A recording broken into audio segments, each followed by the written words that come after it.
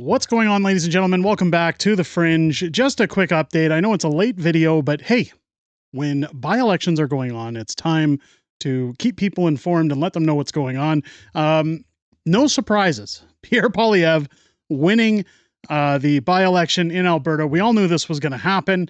I'm happy to see Pierre win because now we're actually going to have reasonable opposition for Mark Carney heading back into the fall sitting of Parliament. I want to go through the positives of this, but first, let's go through how it all went down in case you missed it. Conservative leader Pierre Poilievre has been elected in a federal election in the Alberta riding of Battle River Crowfoot, setting the stage for his return to the House of Commons after he failed to win his Ottawa area riding in April's election. I don't think it was that he failed. I think that, well, we've discussed it on the channel. I think that his team dropped the ball. I think that there was a little bit of tomfoolery against him. Number of factors. But Mr. Poilievre was leading by about 5,500 votes, with almost 20% of polls reporting just over an hour after voting closed. Thank you very much to the great people of Battle River Crowfoot. Poilievre told supporters at a gathering in a riding, "If I stand before you here today, it is by the grace of God and the good generosity of so many people." Foremost among them, he said, was his wife, Anita. Since the federal election, Mr. Poilievre has been unable to debate Prime Minister Mark Carney in the House of Commons. So that's been one of the biggest problems, is that Pierre has kind of been cast out. So Mark Carney's been on a bit of a honeymoon phase, so to speak, without any opposition in his 17 days in Parliament. I know Andrew Scheer got some good zingers on him. Stay tuned to the channel in the fall. I'll be live streaming question period Monday through Thursday here on the channel. It'll be interesting to see what Pierre comes up with. But it says, instead, he has been forced to raise concerns about federal Liberal policy from political sidelines. Despite Monday's by-election win, Poilievre will face further challenges. In January, Conservative Party members are scheduled to vote in a review of his leadership prompted by the party's defeat in the federal election. So a lot of people saying that that might go sideways. I don't think so. I think things are looking good for Pierre. I'll be covering the federal or the Conservative Party convention. It's in Calgary this year. I know my good friends over at Northern Perspective will be there. We're kind of chit-chatting about maybe meeting up and doing a few things, but we'll both be there giving you guys all the dirt on what's going down. So keep your eyes peeled to the channel for that as well. It says the by-election was called after Damien Carrick, Conservative leader elected, stepped down to allow Poilievre a chance to seek his seat. In April, the Conservative leader lost his Ottawa riding. We all know that, to Bruce Fanjoy, who's now going to be in hot water, by the way, because there's a large number of federal employees in the Carleton riding who are now about to be unemployed after Mark Carney said he was going to fight Donald Trump. And, you know, talking about reducing the size of government was one of Poilievre's campaign promises, which essentially was said to be part of what irked voters away from him. So I don't know how people are feeling about Mr. Fanjoy now, but again, it's going to be interesting to see when we get back to Parliament in the fall. It says on the campaign trail ahead of the by-election, Poilievre said he would bring national leadership to issues of local importance. In Battle River Crowfoot, the riding spans almost 53,000 square kilometers. I mean, we've talked about this before. It's a very large riding. You can see it down here, just northeast of Edmonton, or southeast, sorry. This whole section down here covering a vast portion of Alberta. The by-election was targeted as the longest ballot committee, which failed again because people were allowed to write down the name of their candidates. So it's good to see that that ultimately failed. Hopefully that's the end of it. We're not going to see that again. If that be the case. In Battle River Crowfoot, the list of registered candidates stretched to 214 names, 201 of them associated with the longest ballot committee. The result, ironically, was the creation of the shortest ballot possible. Elections Canada announced that rather than print all the names on each ballot, it would print none of them and instead conduct the election by write-in. So from what I understand, Mike Freedom Honey actually sent me a video, and I don't want to show it because I don't know if he was supposed to record that or if I'm supposed to show that online because people are voting when it's happening. 15-page book, a bound laminated book with all of the candidates' names in it. Absolutely ridiculous.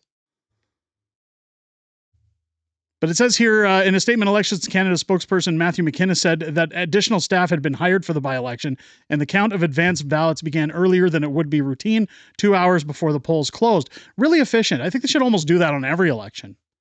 More than 14,000 people cast ballot in advanced polls of the riding, which was more than 86,000 eligible voters. During the campaign, Poilievre called for changes to election laws. Government House Leader Stephen McKinnon's office has said that the government is examining the issue.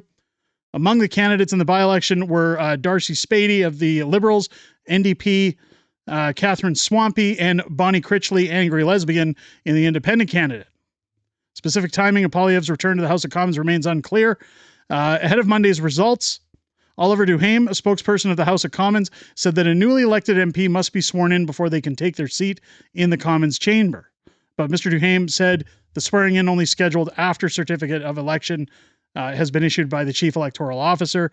Duhaime said specific timelines for swearing in ceremonies are not shared by the House of Commons, but Pierre will be back.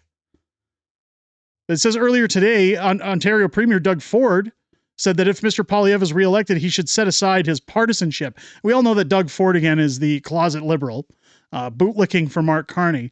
There's a lot of rumor going around that he's going to challenge Pierre for leadership in January. It's going to be interesting if he does that, because he will not get in. He will not get the vote. I don't know what Doug's thinking. Work with the Prime Minister, Mr. Ford said as he left the meeting with Prime Minister Mark Carney on Parliament Hill. It's Team Canada. Let's put our political stripes aside and start working together collectively on large infrastructure projects and other areas that he can cooperate with the government. Give me a break. Give me a break. So you've already got Doug Ford villainizing Pierre by saying, hey, if you don't want to work with Mark Carney, you're the enemy, right? Because Doug Ford had Mark Carney over and they sat in the hot tub together and giggled and laughed like little schoolgirls and talked about solving the world's problems, because Doug is a good little conservative boy, isn't he? Closet liberal, full-blown liberal at this point, not even closet liberal. But folks, that's the by-election. That's the way it went down. I think it's fantastic. I think it's great that Pierre's back in. Again, I think that what people have to remember is throughout the summer, when there's been all these polls saying that, you know, people support Mark Carney and that his votes are up and Pierre's are down, and you know, things were looking positive for Mark Carney, you have to remember that we've gone through a summer where Donald Trump has implemented the highest tariffs that he ever has, that they have run its course. Mark Carney, of course, has ignored it. So he's failed to negotiate with Donald Trump. Brookfield has profited ridiculously since Mark Carney took office, which, well, that's just a conflict of interest. You also have Mark Carney not greenlighting any projects, just all talk, no action when it comes to opening up Canada's economic trade barriers between provinces. Again, anytime somebody makes a deal like Danielle did with Doug Ford and Saskatchewan's Scott Moe, you had Wab Canoe come in and say, no, I'm not going to do that. I'm not going to allow a pipeline to go through Manitoba. And of course, Mark Carney comes out and says, yeah, you know what? We need to consult with First Nations before we do anything, guys. But if everybody's on board, if everybody's at the table saying they all agree with each other, I'll happily move ahead. That's the way it's going to be moving forward. But now that Pierre's back, now that Pierre can actually provide decent opposition, I think those days of Mark Carney skating free and Trudeau 2.0 are done. I think that Mark Carney is going to find very quickly, as he gets back into the House of Commons, he's ill-equipped to handle question period. He's ill-equipped to handle the scrutiny of the opposition. We've all seen how he acts in press conferences, telling people to look within themselves. When he gets annoyed that people don't ask the questions that he prefer they ask, you know Pierre's definitely not going to be doing that when he gets back. I think it's fantastic. I can't wait to watch Mark Carney sweat. Let me know what you guys think down below in the comments. Are you shocked to see that Pierre won the election, even though people had said they weren't voting for him, parachuting in? There was all this nuts, wacko talk throughout the last month of people saying, oh, we're going to vote him out, longest ballot. He's not going to win. He's going to fail again. I'm shocked that he had over 80% of the vote. I thought, again, he was probably going to get mid-60s. But hey, I'm happy to be proven wrong. So congratulations to Pierre. Let me know again what you guys think down below. If it's your first time here, I hope this video's earned your subscription. Make sure as you hit that button, you hit a thumbs up and a comment down below. It helps us out, especially putting out a video so late at night. It helps push it out to tell people, hey, come and check it out later on or in the morning when you wake up. Join me live, if you haven't yet, twice a week now on the channel, Wednesdays and Fridays for Unhinged Fringe on Wednesdays, Friday Night Fringe on Fridays, where I'm joined by a plethora of new co-hosts, as well as the beautiful Mrs. Fringe on Friday nights, as we talk about everything that happened this week in politics, everything coming up in the week ahead, as well as Q&A within the greatest YouTube community on the platform. I look forward to hearing what you guys have to say each and every week. I most importantly look forward to hearing what you have to say this week, starting at 6 p.m. Pacific, 8 p.m. Central, both Wednesday and Friday here on the channel. With that said, ladies and gentlemen, I hope you enjoyed this video. I hope you have a great rest of your day. I'll catch you on the next one.